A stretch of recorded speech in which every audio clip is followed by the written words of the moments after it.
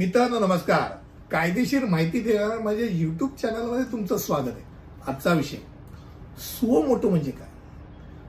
हा लॅटिन शब्द आहे, हे अगदी मान्य, पण हा बऱ्याच वेळेला वेगवेगळ्या दिवशी पेपरात वाचायला मिळतो आणि मग उत्सुकता ताणली जाते की सुओ मोटो हा शब्द कशा करता आहे.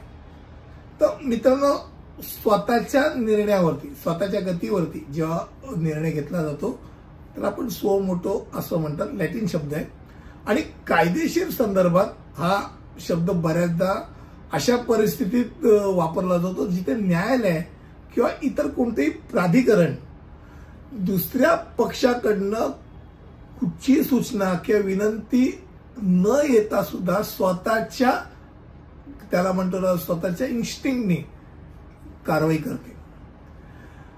एक गोष्ट म्हणजे असं समजू शकतो की न्यायालय कोणालाही न विचारता स्वतःहून खटला सुरू करू शकते किंवा खटला टाकू शकते.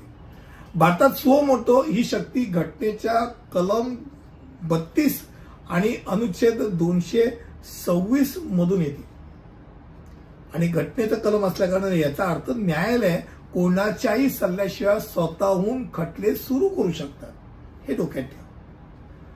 आजकाल कोर्टाकडे स्वतः सुओ मोटो खटल्यांसाठी विशिष्ट केस चे काही प्रकार आहेत की ज्यामध्ये एक तर सुओ मोटो रीट याचिका सिव्हिल किंवा सुओ मोटो रीट याचिका फौजदारी असं लेबल लावलं जातं.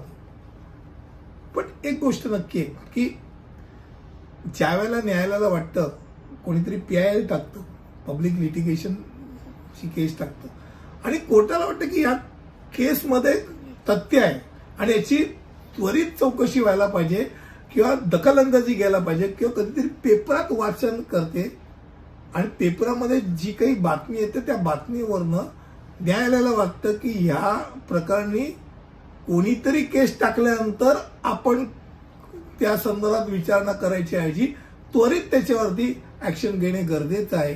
देशहिताकरता आहे तेव्हा सुओ मोटो केस त्या संदर्भात चालू केली जाते आणि त्याप्रमाणे सरकारी एजन्सी किंवा संबंधित अधिकारी प्राधिकारी यांना या संदर्भात संभाव्य उल्लंघन जे काही झालेलं आहे त्या संदर्भात चौकशी करण्याकरता सुओ मोटो कारवाई करू शकते, चौकशी करते, त्यांना कारवाई पण करू शकते.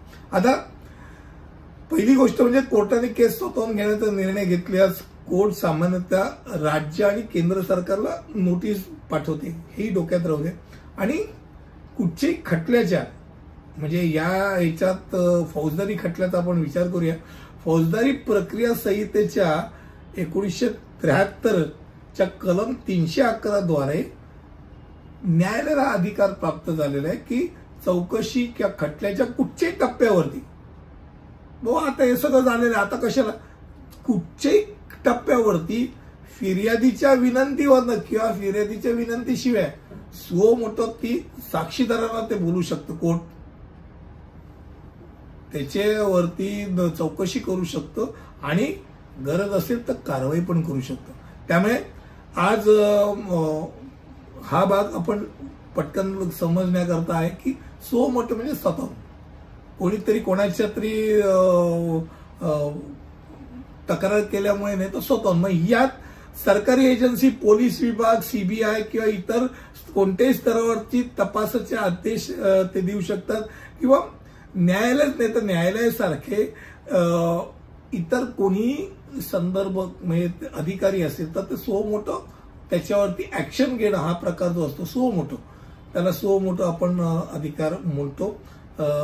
कधी कधी तक्रार केल्यानंतर ऍक्शन घ्यायची हा काही प्रकार नाही. सुओ मोटो जेव्हा आपण म्हणतो तेव्हा स्वतःहून दखल अंदाजी घेऊन त्या संदर्भात ऍक्शन घेणं किंवा कृती करणं, त्या कृतीला आपण सुओ मोटो म्हणतो. मला वाटतं कमी शब्दामध्ये मी सुओ मोटो म्हणजे काय याची माहिती दिली, तुम्हाला नक्की आवडली असेल असं मला वाटतंय. पुढच्या व्हिडिओमध्ये असंच काहीतरी नवीन घेऊन येईल. तिथपर्यंत इथेच थांबतो. धन्यवाद.